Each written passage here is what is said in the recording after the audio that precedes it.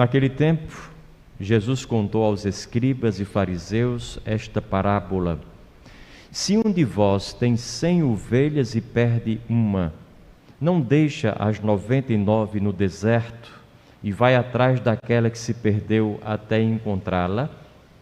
Quando a encontra, coloca-a nos ombros com alegria e, chegando a casa, reúne os amigos e vizinhos e diz: alegrai-vos comigo, encontrei a minha ovelha que estava perdida. Eu vos digo, assim haverá no céu mais alegria por um só pecador que se converte, do que por 99 justos que não precisam de conversão. Palavra da salvação.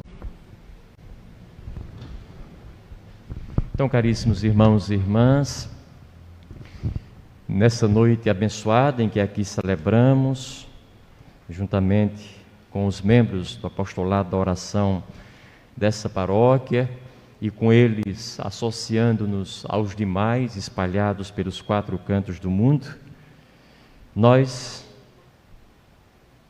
observamos a liturgia da palavra, com especial nota para o Evangelho, onde Jesus Cristo nos oferece uma outra maneira de pensar a presença de Deus e a sua relação para conosco.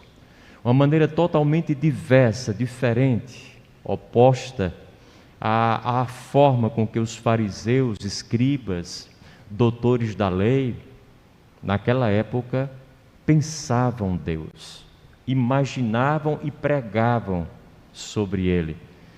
Porque a justiça de Deus trazida por Jesus Cristo não se baseia na chamada lei de retribuição, que era algo muito comum à concepção dos fariseus. Aquela lei fria e calculista, onde a gente recebe aquilo que dá e na mesma proporção em que dá. Deus quebra essa lógica, esse raciocínio, e aí introduz na vida do próprio Cristo o perdão gratuito, totalmente desinteressado. Isso chocava os fariseus de um modo geral, eles que eram extremamente apegados às leis, aos costumes, à forma de viver a sua relação com Deus e a sua religiosidade. Então a justiça de Deus não segue e jamais poderá seguir os parâmetros que eu diria limitados, interesseiros da justiça dos homens. Porque se Deus seguisse as nossas concepções na pessoa do Cristo, nenhum de nós teria como se salvar. Porque nós às vezes somos terríveis no julgamento que fazemos dos irmãos e da condenação que aplicamos a estes mesmos irmãos. Por exemplo, na parábola dos trabalhadores da vinha, os trabalhadores da última hora, como assim conhecemos, vocês se lembram, o patrão paga por igual aos que começaram a trabalhar de manhãzinha e os que começaram a trabalhar já no final do expediente, lá pelas 5 horas da tarde. E quando ele é questionado pelos primeiros, ele diz: o que eu tenho é meu, o dinheiro é meu, eu faço o que bem entender dele. Não estou sendo injusto com vocês. Prometi uma moeda, estou dando uma moeda. A estes outros eu quis prometer e dar uma mesma moeda, estou dando a mesma moeda. Vocês por acaso estão questionando porque eu sou bom? Eu não posso ser bom? Não posso ser generoso? São questionamentos que o Cristo traz. Na parábola do filho pródigo, por exemplo, vocês conhecem muito bem a história. Eu fico me perguntando, o que é que fez aquele bendito rapaz, estragando o dinheiro do pai, por uma vida fútil, banal, totalmente às avessas, e depois volta para casa desconfiado, não quer nem ser recebido como filho, mas pelo menos como empregado, porque ele sabe o que ele fez e o que ele merece. Mas não, o pai o recebe de braços abertos, corre ao encontro dele, coloca anel no dedo, uma roupa nova, faz uma festa tão grande, capaz de provocar o ciúme do irmão mais velho que está em casa. O que é que esse rapaz fez para merecer tudo isso? Nada, absolutamente nada. Quem faz é Deus. Deus faz porque é bom. Deus faz porque Ele não sabe fazer de outro jeito. O modus operandi de Deus é misericórdia, bondade, generosidade, gratuidade, quebra a nossa forma de pensar. E na parábola que acabamos de ouvir, a pergunta é a mesma. O que é que fez essa bendita ovelha que separou-se das 99 para receber uma atenção tamanha, a ponto do pastor deixar todas as outras e ir à procura dela? Depois volta e faz uma festa alegremente, porque a recolocou no meio do rebanho. São perguntas importantes que a gente deve sempre fazer. Entretanto, as respostas nós temos. Quando Jesus Cristo faz essa parábola, Ele faz com tanta naturalidade, como se todas as pessoas já compreendessem o que Ele está dizendo, dentro de uma lógica muito natural. Se um de vós tem 100 ovelhas e perde uma, não deixa as 99 do deserto e vai atrás daquela que se perdeu até encontrá-la? A resposta é não. A gente fica com as 99, porque senão elas vão debandar também e a gente vai perder muito mais. A que se perdeu, deixa para lá, né? Mas é melhor perder, como meu pai dizia, perder no boi do que perder o boi todo. Fiquemos com aquelas que nós temos aqui. Depois logo se vê o que se faz com essa outra. A outra pergunta: e quando chega, quando a encontra, coloca nos braços com alegria? Não. O pastor deve estar com muita raiva, porque aquela bendita ovelha fez com que ele passasse uma vergonha imensa diante das outras, atrapalhasse o seu trabalho, perdesse tempo e corresse riscos de perder mais uma ou outra das ovelhas. Depois ele reúne os amigos e vizinhos e diz: vamos fazer uma festa, alegrai-vos comigo? De maneira alguma. Então percebam vocês que Jesus Cristo quebra a lógica todinha dos fariseus. Essa palavra é dirigida aos fariseus. E Jesus Cristo a diz com naturalidade, porque Ele imprime uma outra natureza na relação com as pessoas. Do ponto de vista psicológico, esse texto pode ser visto como exemplo do processo de crescimento, de maturação, de desenvolvimento pleno, da conquista da liberdade e da individualidade de todo ser humano. E é bom que nós o vejamos nesse prisma, porque algumas vezes, eu creio que vocês concordam comigo, na nossa vida nós precisamos deixar-nos extraviar, nos perder dos outros, sair do lugar comum a todas as pessoas, deixar o rebanho, deixar de ser massa, de ser gado, de pensar ou falar ou viver como todo mundo pensa, fala ou vive, não nos tornarmos um Maria vai com as outras. E é isso que essa ovelha, do ponto de vista da lição da psicologia, nos apresenta e que é muito importante.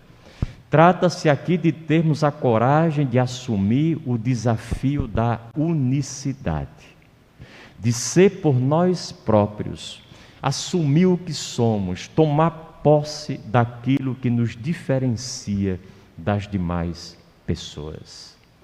Não somos apenas um no meio de muitos, nós somos um. E a nossa unidade, a nossa unicidade é suficientemente grande para merecer a atenção individual de Deus. E eu me lembro de um grande pensador que dizia: um justo, apenas um justo, em meio aos seus muitos vizinhos, já é maioria de um. Coisa maravilhosa.